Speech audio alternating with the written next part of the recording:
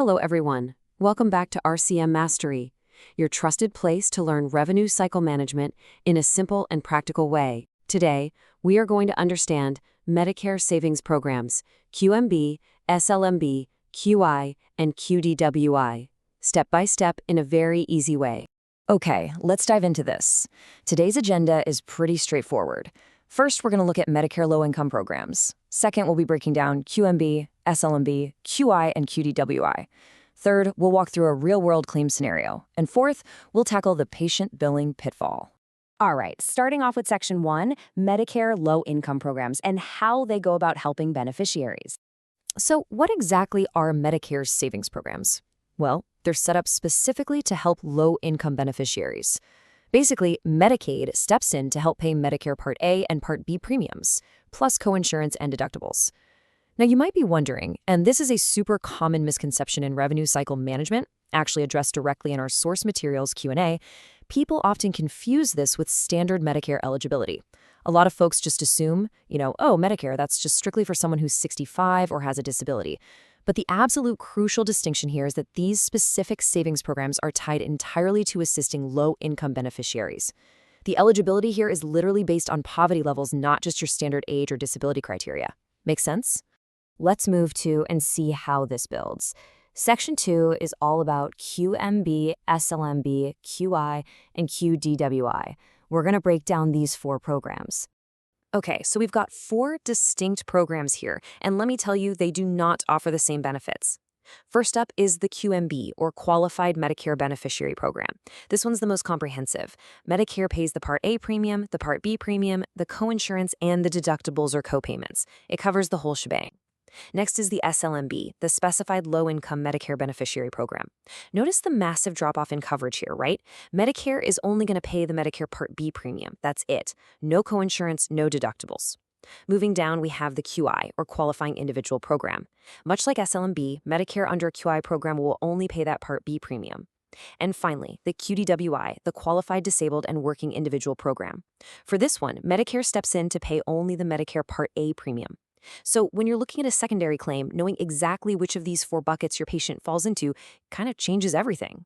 Now, what's really interesting about this is the deeper layer of details surrounding the QMB program. As we just saw, it's the most comprehensive. But how does a patient actually get it? And how far does that coverage really extend? To enroll, the beneficiary must be entitled to Medicare Part A, and their income has to fall below the specific poverty level defined by their state. But here is the massive takeaway for your day-to-day RCM work. QMB doesn't just cover leftovers from traditional Medicare. Nope. According to the source guidelines, Medicaid will also cover the leftover coinsurance or deductibles from a managed care organization, or MCO, under the QMB program. So whether it's traditional or an MCO plan, if the patient is QMB, Medicaid is absolutely responsible for that leftover amount. That's a real game changer. Before we move ahead, make sure you are following along, because this concept is very important in real-time RCM work. Moving right along to Section 3. Real-world claim scenario. Let's look at what happens when Medicaid denies secondary. Let's understand this with an example. Say you pull up a claim. Step 1, you see that Medicare processed the claim as the primary payer. They made a payment, and they left a coinsurance balance. Pretty standard procedure, right? Step 2, that balance goes over to Medicaid as the secondary payer, but then Medicaid denies the claim, flat out stating it's a non-covered benefit. Okay, at this exact moment, you have to execute Step 3. You've got to go check the patient's Medicaid eligibility specifically to verify which of those 4 enrolled programs they actually belong to, just so you fully understand their covered benefits. And here's what you're going to find a lot of the time. Let's say you check that eligibility, and the patient has an SLMB plan. Well, looking back at our rules, remember what SLMB covers? It only covers the Medicare Part B premium. It doesn't touch coinsurance. So when Medicare leaves a coinsurance balance and Medicaid denies it, Medicaid is actually processing the claim perfectly correctly. They're absolutely right. They aren't going to cover that coinsurance balance because it falls completely outside the scope of the SLMB program's benefits. Which brings us to Section 4, the patient billing pitfall, and exactly how we go about handling that leftover balance. This is where most people make mistakes. You've got a perfectly valid denial from Medicaid, and you've got an unpaid balance sitting there. The immediate knee-jerk reaction for many billers is to just drop that balance to the patient. They think, well, should we just bill the Medicaid patient for the remaining balance? So the crucial point is you absolutely have to follow strict rules here. The general guideline across the board is that Medicaid patients should not be billed for any amount, period. However, in the complex world of RCM, the golden rule is you always check your specific client updates and instructions first.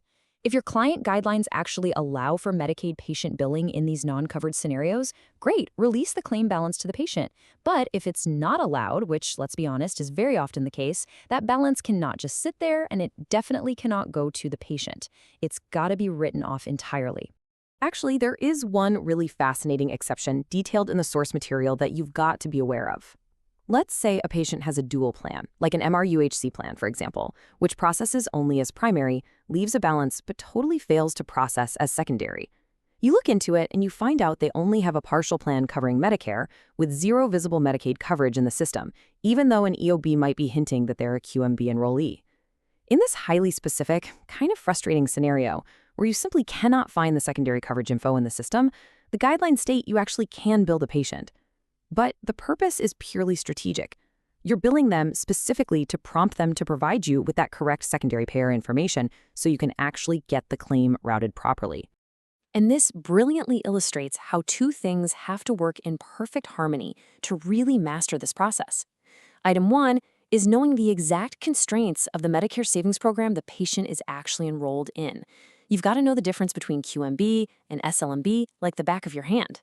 Item 2 is taking that knowledge and applying the correct client billing guideline to resolve the account, whether that means routing it to a secondary payer, releasing it to the patient, or just taking the write-off. So, I want to leave you with a quick question to chew on before your next shift. Next time Medicaid denies a secondary claim on your desk, what is the very first eligibility detail you're going to check? So, this was today's topic on RCM Mastery. I hope this explainer helped you understand the concept clearly and made it easier for you to apply in your work. If you found this explainer helpful, please like it, subscribe to RCM Mastery, and press the bell icon for more RCM learning explainers.